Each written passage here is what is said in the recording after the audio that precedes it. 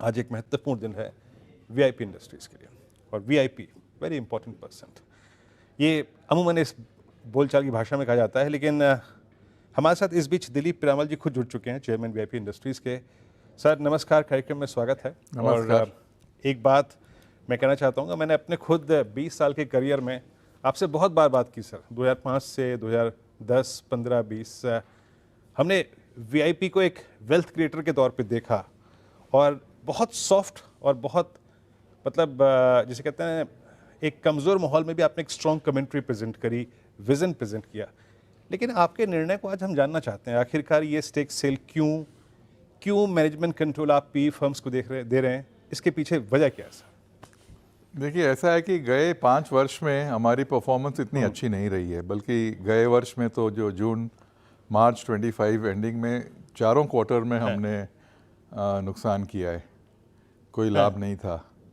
और मैनेजमेंट की स्थिति यानी हमारी कंपनी नीचे नीचे जा रही थी।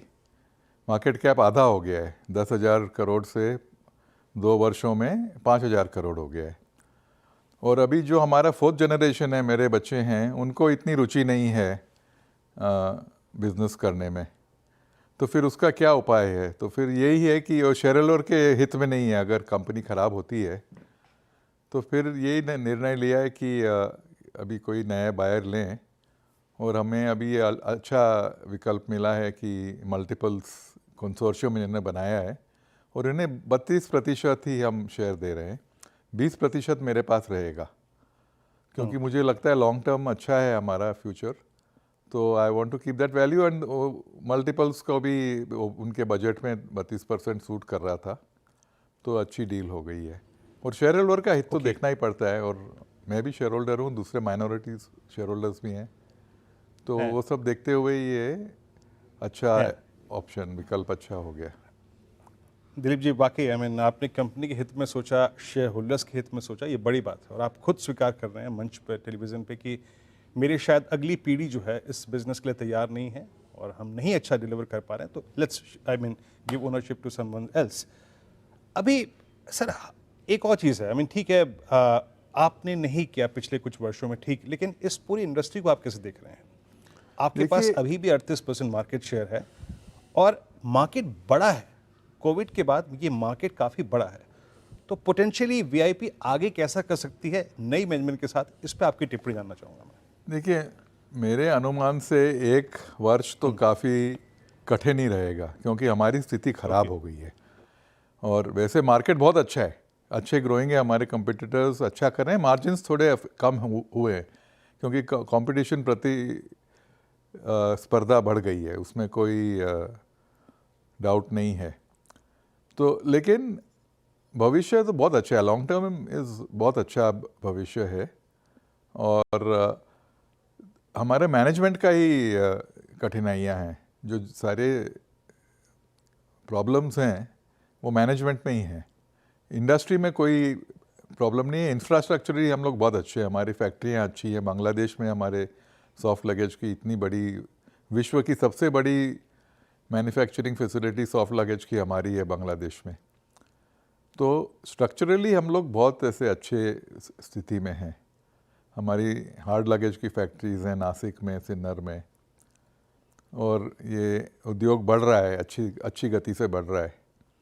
और सारे विश्व भर में हम, अभी तो बहुत छोटा शेयर है हमारा, लेकिन हम लोग मल्टीनेशनल बन सकते हैं अगर अच्छा काम करें, मेहनत करें, अच्छी प्लानिंग करें, तो मल्टीनेशनल बन सकते हैं। और वही मेरी एक इच्छा है, वो मेरा एक उद्देश्य है और अभिलाषा है कि हम मल्टीनेशनल कंपनी बन जाएं।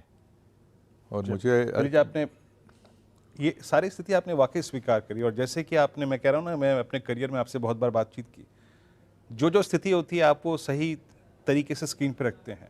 और आप देखिए, मैनेजमेंट की इस टिप्पणी, आपकी इस टिप्पणी, आपके इस निर्णय का बाजार ने काफ़ी उत्साहित रिस्पॉन्स दिया है। एक बार जरा वीआईपी इंडस्ट्रीज लिखा है, it's 461, it's 75 at day high. और सुबह सुबह अनुज बात भी कर रहे थे कि ठीक है, वो offer price it's I think at lower ages, पर मार्केट इस आई थिंक निर्णय को अच्छी तरीके से लेगा।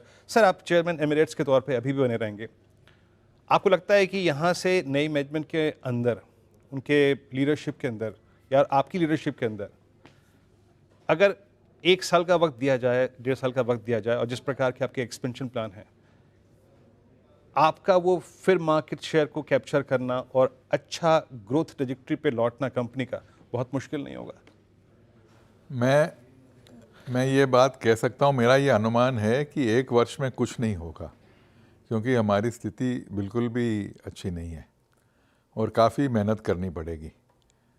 और वो मैंने तो उनको कह दिया है, हमारे जो नए बायर्स हैं उनको कह दिया है। अच्छा, जो नेतृत्व है, मेरा नेतृत्व अभी नहीं रहेगा, मेरा ऑनररी पोजीशन है चेयरमैन एमेरिटस, और अभी सारा मल्टीपल्स कंसोर्शियम के हाथ में है। तो मैं कुछ भी अपनी राय नहीं दूंगा, टिप्पणी नहीं दूंगा, क्योंकि that is not for me. वो मेरी बट सर एक चीज़, जब आप टेबल पे बैठे होंगे, जब ये डील तैयार हो रही होगी, मोटे तौर पे एक तो ढांचा बना होगा ना कि भाई वीआईपी को यहाँ से आगे कहाँ ले जाना है, हम एक्सपेंशंस पे कितना काम करेंगे, कितना कैश कंपोनेंट हमारे पास है, इसके लिए थोड़ी पिक्चर मतलब ड्रॉ करना चाहेंगे आप?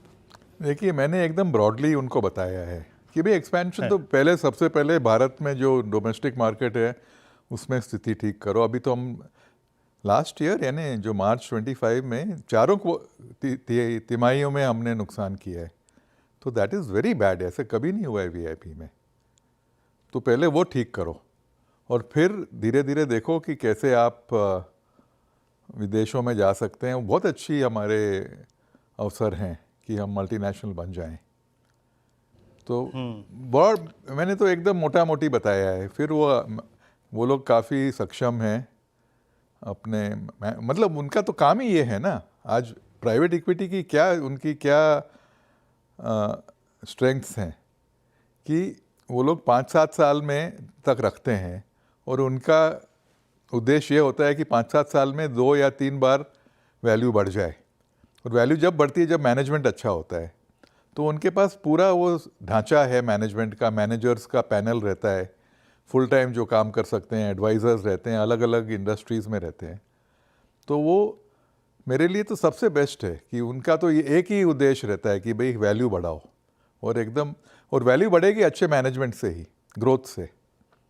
तो सबके यानी विन विन सिचुएशन है, सारे शेयर होल्डरों के लिए, उनके लिए। हाँ। तो मैं तो एक तरह से निश्चिंत हो गया हूँ। हाँ, अच्छा सर, ये आपका जो 20% अतिरिक्त हिस्सा बचा हुआ है अभी, उसको लेकर आपकी क्या योजना है? और एक और चीज़, मतलब आने वाले समय में या फिर अभी भी कंपनी के बोर्ड में आपकी रिप्रेजेंटेशन होगी क्या इस पे? आपका अभी बोर्ड में मेरा एक ही रिप्रेजेंटेटिव होगा और सारा बोर्ड उनका होगा। तो मैंने एकदम स्वीकार किया। बल्कि मेरी एक कंडीशन थी कि जो भी प्राइवेट इक्विटी जो भी आएगा उनको मैनेजमेंट लेना पड़ेगा, क्योंकि मेरी आज जो मेरी प्रॉब्लम है ये कि मैं मैनेज नहीं कर रहा हूँ ठीक से। और आज मुझे वो कॉन्फिडेंस नहीं है कि भी मैंने जो मैनेजर्स अपॉइंट करूँगा वो अपॉइंट किए हैं कि वो लोग ठीक ढंग से काम कर सकें। तो उसमें तो कोई मेरे मतलब कोई संशय है ही नहीं मन में कि मेरे को मैनेजमेंट में रहना है या मेरी एडवाइस करनी है, बिल्कुल ही नहीं।